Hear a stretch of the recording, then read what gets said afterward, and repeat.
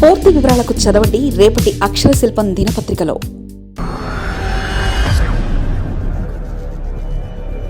తెరపడే అవకాశం కనిపించడం లేదట. ఆంధ్రప్రదేశ్ పాలిటిక్స్లో ఏ పార్టీ అధికారంలో ఉన్నా సరే రిజర్వ్డ్ నియోజకవర్గాలపై అగ్రవర్ణాలు ఆధిపత్యం కొనసాగుతుంది. అది వైసీపీ కావచ్చు, టీడీపీ కావచ్చు, మరేదైనా పార్టీ కావచ్చు. గత కొన్ని దశాబ్దాలుగా జరుగుతున్నదే. రాజ్యాంగం ప్రకారం రిజర్వ్డ్ నియోజకవర్గాల్లో వారిని మాత్రమే అభ్యర్థిగా ఎంపిక చేయాల్సి ఉన్నందున వారిని తప్పనిసరి పరిస్థితుల్లో ఎంపిక చేస్తున్నారు. గెలిచిన తర్వాత అధికారంలో ఉన్న పార్టీకి చెందిన అగ్రకులానికి చెందిన నేతల ఆధిపత్యం ఆ నియోజకవర్గంలో ఉండడం, ఎస్సీ ఎస్టీ వర్గానికి చెందిన ఎమ్మెల్యేలు నామమాత్రంగా మిగిలిపోవడం కొన్ని దశాబ్దాల పాటు జరుగుతున్న తంతు ఇదే. దీనికి ఏ ఒక్క రాజకీయ పార్టీ మినహాయింపు కాదు. ఎన్నికల ప్రచారంలో మాత్రం ఎస్సీ ఎస్టీ ఓట్ల కోసం వారి వెంట పరుగులు తీస్తారు. గెలిచిన తర్వాత మాత్రం అక్కడ వారిని నామమాత్రంగానే మిగిలేలా చేస్తారు.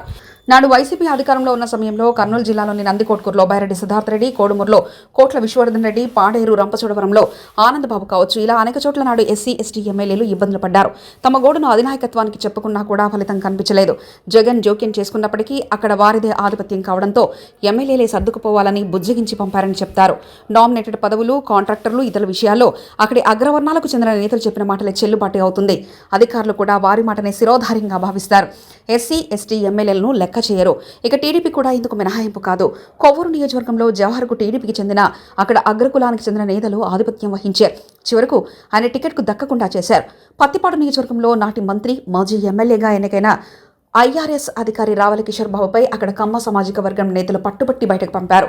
ఎవరో ఒకరు, ఇద్దరో తప్పించి ఎవరూ ఎస్సీ ఎస్టీ ఎమ్మెల్యేలు వారిని కాదని ఏమీ చేయలేని పరిస్థితి నెలకొంది. తాజాగా తిరువురు నియోజకవర్గంలో జరుగుతున్న పరిణామాలపై కూడా ఇదే కోవకు చెందినగా భావిస్తున్నారు. కొలకపూడి శ్రీనివాసరావుపై ఎంపీ కేశినేని చిన్ని ఆధిపత్యం చేస్తుంటే స్వాతంత్ర్యం వచ్చి ఇన్నేళ్లు కావస్తున్నా దీనికి మాత్రం తెరపడే అవకాశం కనిపించడం లేదన్న ఆవేదన అందరిలో వ్యక్తమవుతుంది. మరిన్ని కథనాల కోసం సబ్స్క్రైబ్ చేసుకోండి మీ అక్షర శిల్పం. పూర్తి వివరాలకు చదవండి రేపటి అక్షర శిల్పం దినపత్రికలో.